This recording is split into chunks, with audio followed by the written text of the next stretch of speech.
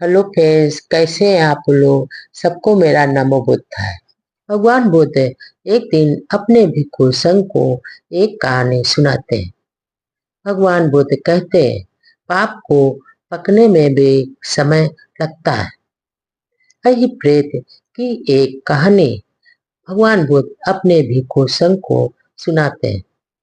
भगवान बुद्ध कहते हैं कि एक दिन फिर महामोगलान लक्ष्मण थेर के साथ राजगृह में भिक्षाटन कर रहे थे। वो चलते चलते मोगलान मुस्कुरा दिए।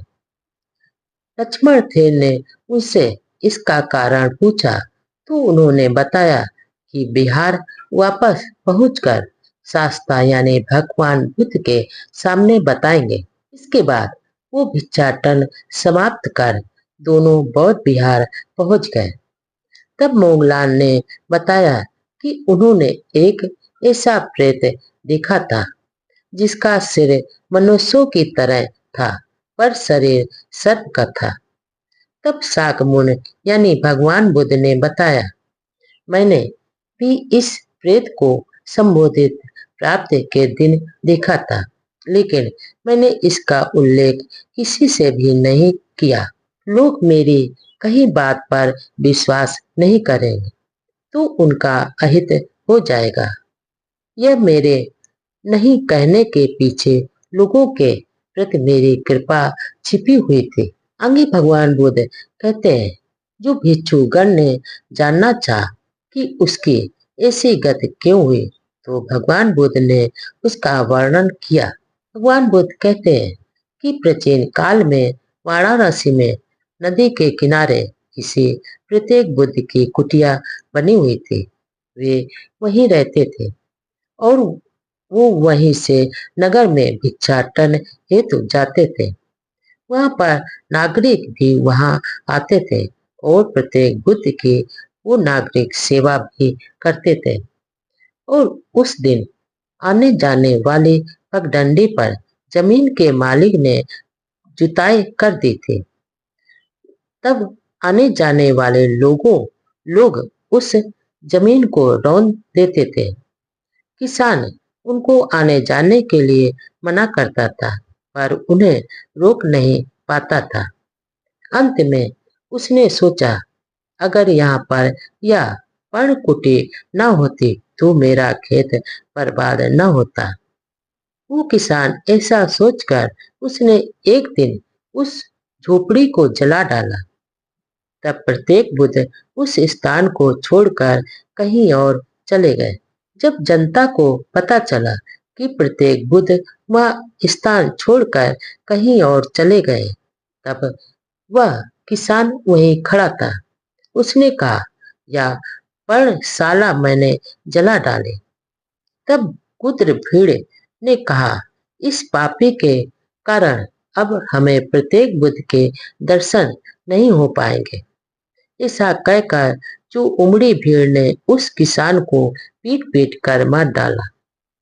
तब मरने के बाद वह नरक में किसान चला गया और अपने प्रारंभ के कारण कृत कूट पर्वत पर अरे प्रेत बनकर उत्पन्न हुआ।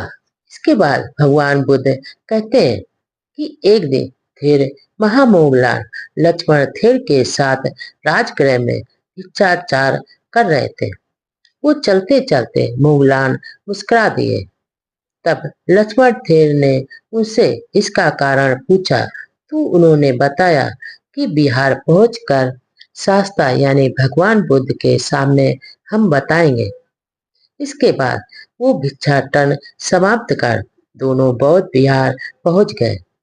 तब मोगलान ने बताया कि उन्होंने एक ऐसा प्रेत देखा था जिसके मस्तक पर लगातार आग के गोले गिर रहे थे और उसके फोड़ फोड़ रहे थे। यह क्रम निरंतर चल रहा था। आज तक इतना कष्ट सहते हुए मैंने किसी को नहीं देखा। तब भगवान बुद्ध यानी शाकमुनि ने बताया कि मैंने भी इस प्रेत को संबोधित प्राप्त के दिन देखा था वो, लेकिन मैंने इसका जिक्र किसी से नहीं किया कि कहीं लोग मेरे कही बात पर विश्वास नहीं करेंगे तो उनका अहित हो जाएगा। पर मेरे नहीं कहने के पीछे लोगों के प्रति मेरी कृपा छिपी हुई थी।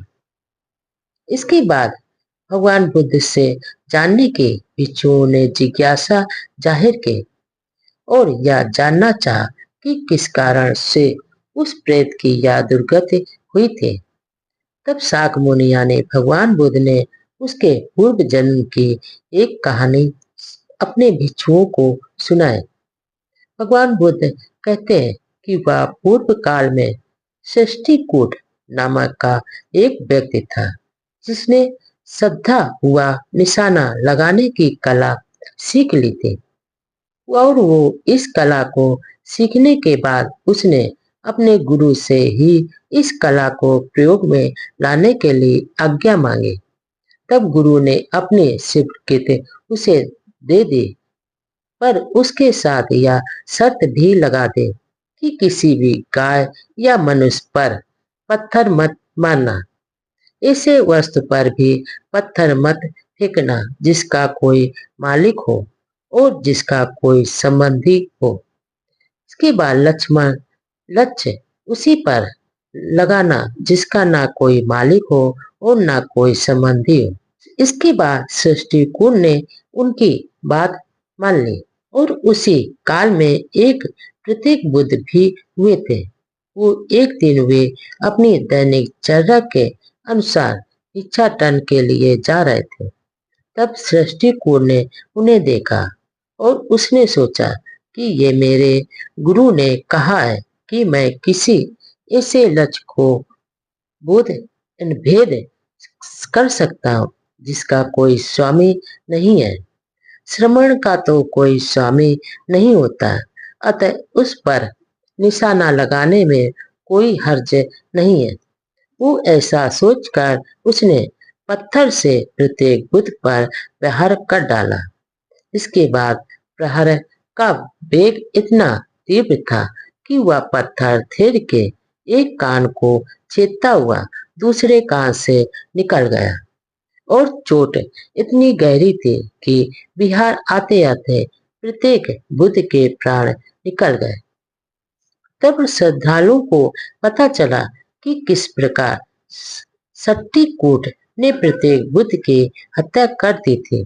अतः उन्होंने उसे खूब पीटा और पीटने से उसकी मृत्यु हो गई और वह नरक में जा गिरा। वह अपने प्रारब्ध कर्म के कारण वह गृध्र कूट पर्वत पर षष्टिकूट प्रेत बनकर प्रकट हुआ। इसके बाद शाक मुनि यानी भगवान बुद्ध ने इस पूर्व घटना का जिक्र करते हुए कहा, मूर्खों का ज्ञान और कला उनके लिए अहितकार होता है।